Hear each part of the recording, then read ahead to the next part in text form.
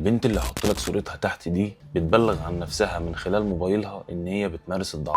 ايه الحكايه؟ تعالوا نسمع الحكايه مع بعض، بس اهم حاجه ما تنساش الشير وتعمل حفظ للفيديو. البنت دي بنت مصريه بسيطه جدا، اهلها بيهددوها ان هي تنام مع كل الرجاله اللي هم يقولوا لها عليه غصب عنها. بيحصل ده ازاي وبتمارسه ازاي؟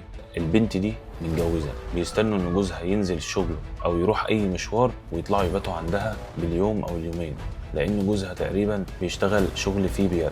فبيطلعوا البيت وبيختاروا الرجاله اللي هيطلعوا لها اللي دايما بيكون في مصلحه ما بينهم وما بينه عشان يناموا معاها. ولكن مع الاسف البنت ما بتقدرش تتكلم وبتحاول ان هي توصل رساله للناس من خلال موبايلها، ولكن من الواضح ان هي مغلوبه على امرها، لان البنت بتصور من الموبايل ان هي بتمر بظروف صعبه جدا، ومن الواضح ان هي بتتعرض للتعذيب والاهانه والضرب والعنف من الحاجب المحلوق ده. فالبنت بتناشد وبتطالب الناس ان هم يساعدوها، ولكن احنا ما نعرفش المكان او العنوان بتاعها. فاللي يقدر يوصل لها واللي يقدر يشير الفيديو يشيره باسرع شكل ممكن عشان نوصل لها ونحافظ عليها او نلحقها من اللي هي عايشه فيه. شكرا ليكم.